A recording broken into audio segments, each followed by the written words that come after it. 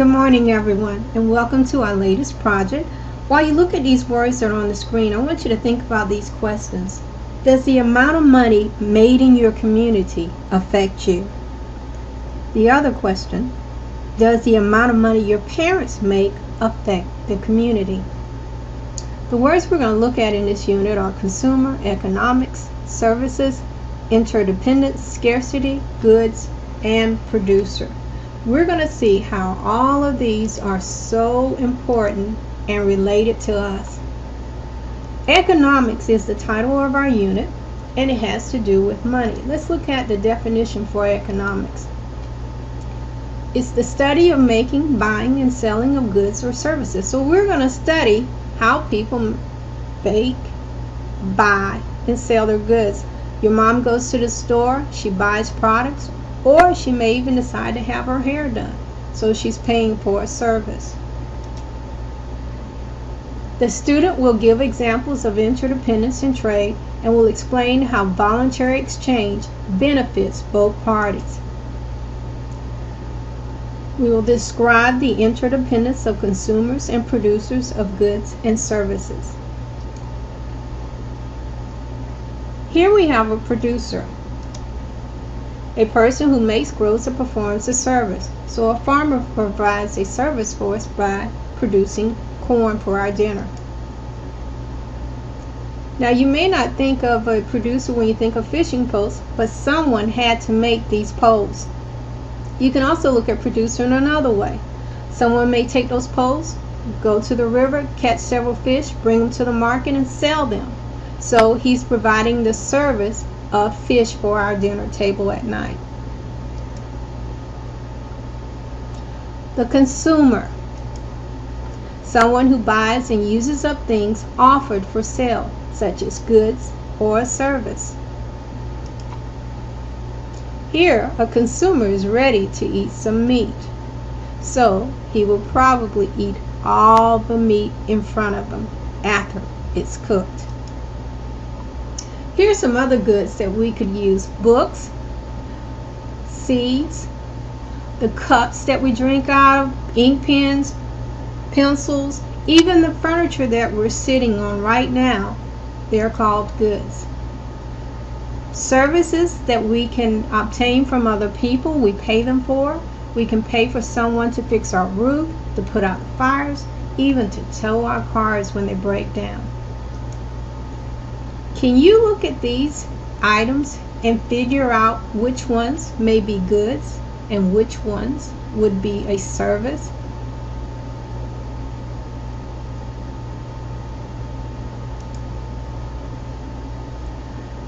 The important thing to remember is that economics is based on interdependence.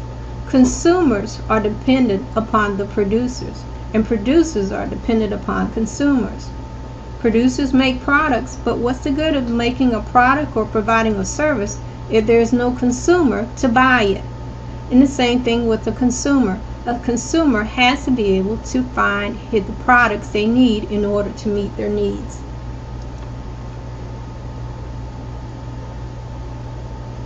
Scarcity is a word involved in economics. Think about a chef. He makes a product such as pretzels.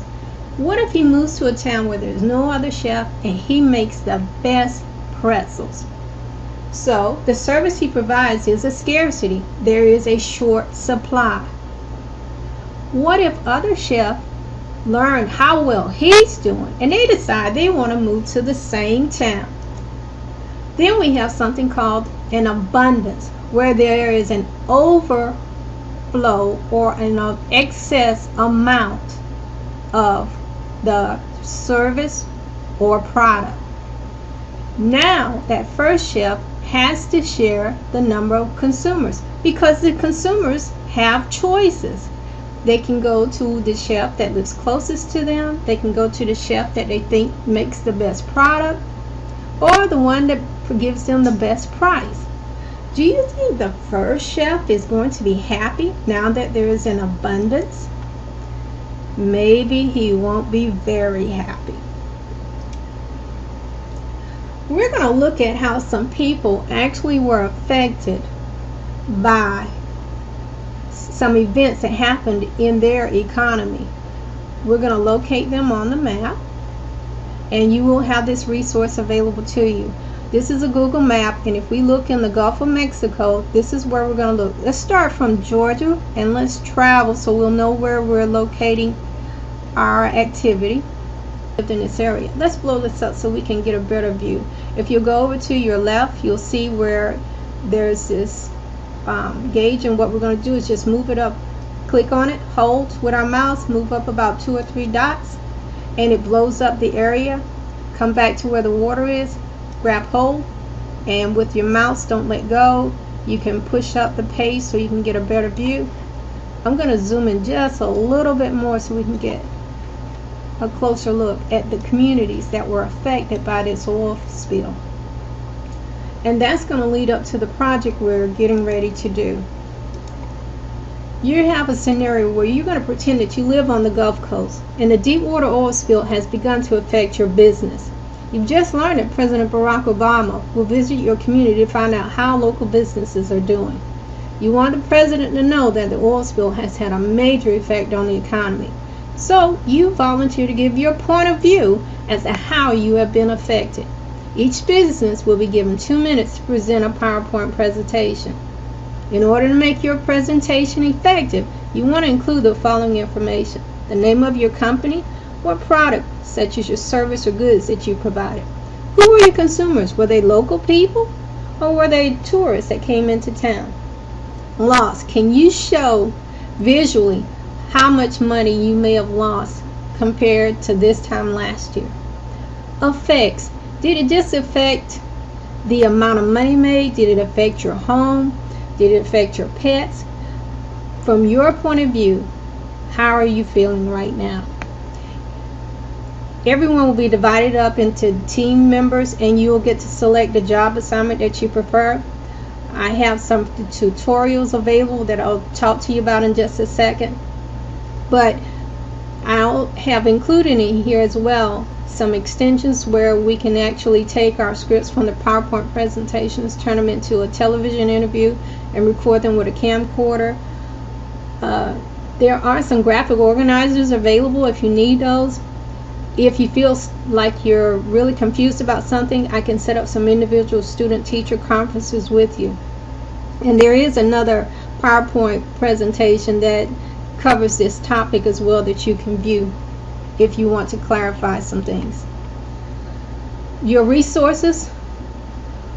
There are several television broadcasts that I linked to this activity so that you can actually view different people who live in that area and some of the things that they experience. You can read articles, pictures. You also can go back and view the Google map. City Data is the one that provides a lot of information about the income of those that live in that area. The tutorials, PowerPoint, if you don't know how to do one and you need a review, please go back and look at these. We also have some storyboard templates that will help you as you go through the activities. And it just helps with the script so that you're not making a lot of careless mistakes when you're going through the presentation. Okay, just want to say thank you for everything. I'm excited. I know you're going to learn about economics, and you're going to learn how important it is to know how it's all related, what goes on in your community. Enjoy.